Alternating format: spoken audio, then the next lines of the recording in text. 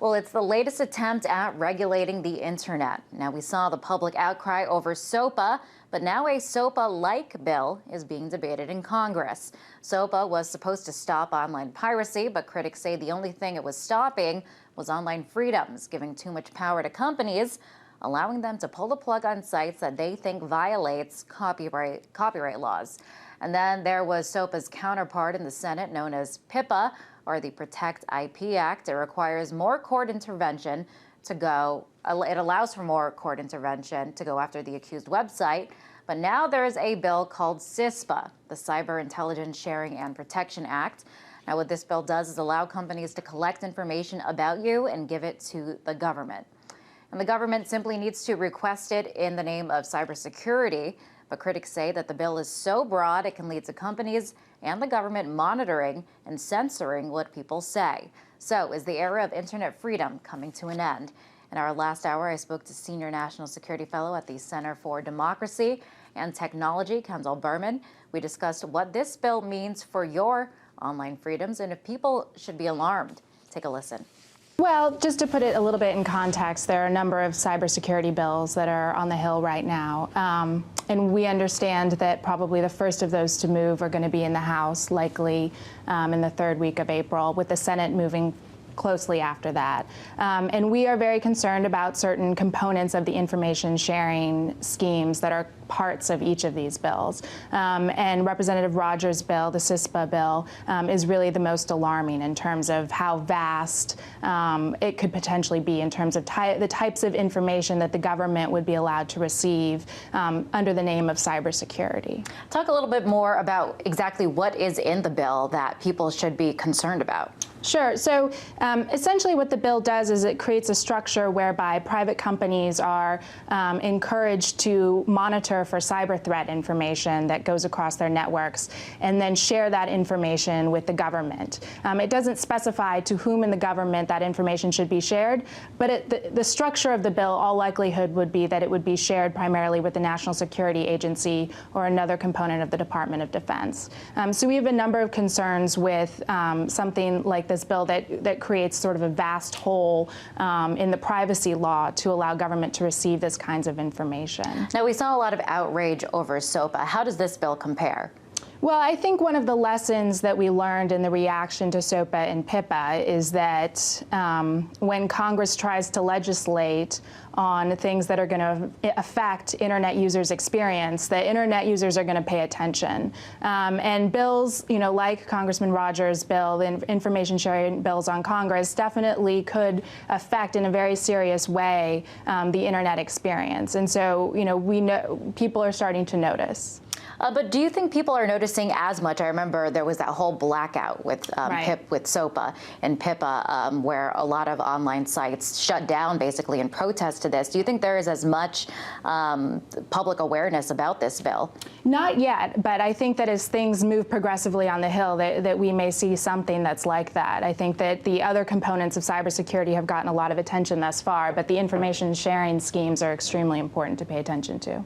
Now, up until now, the internet has been pretty much unregulated, arguably, but some people disagree with this.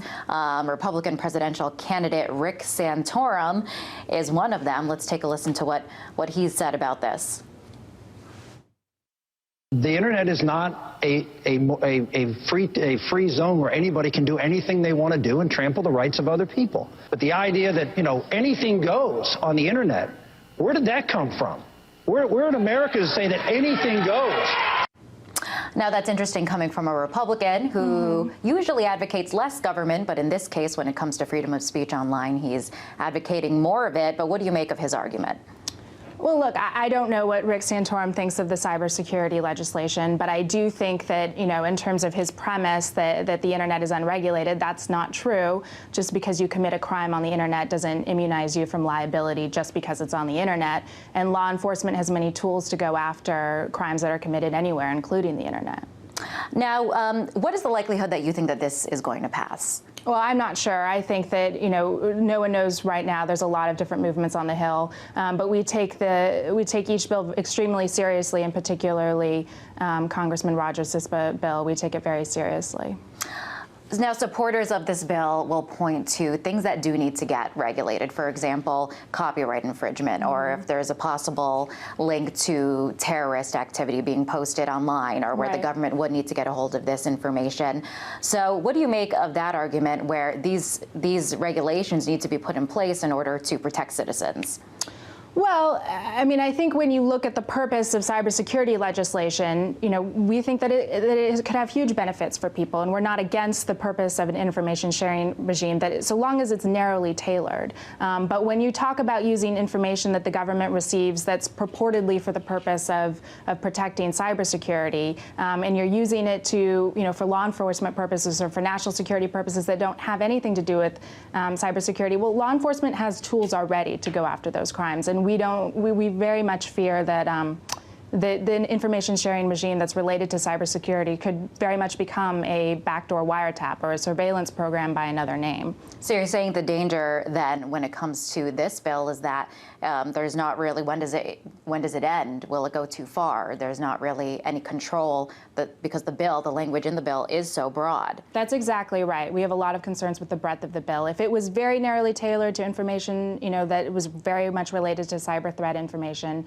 there would be comfort level with that. But the way that it is written, it applies to so much of your online communication, and to have that risk go straight to the National Security Agency, we think creates a real civil liberties problem. Now, we saw something like SOPA and PIPA. Now we have this bill. So we see this effort to regulate and control the internet. So, I mean, could this be the beginning of the end for internet freedoms for people, as we know it?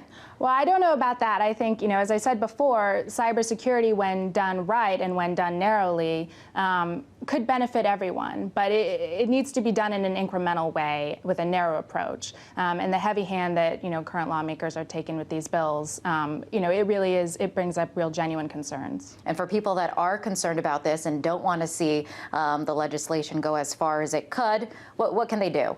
Well, I would certainly pay attention to, the website, Center for Democracy and Technology, and the types of activism that groups like CDT and others are doing around these issues. Excellent. Kendall, nice to have you in our studio. Thank you so much. That was Kendall Berman, Senior Security Fellow at the Center for Democracy and Technology.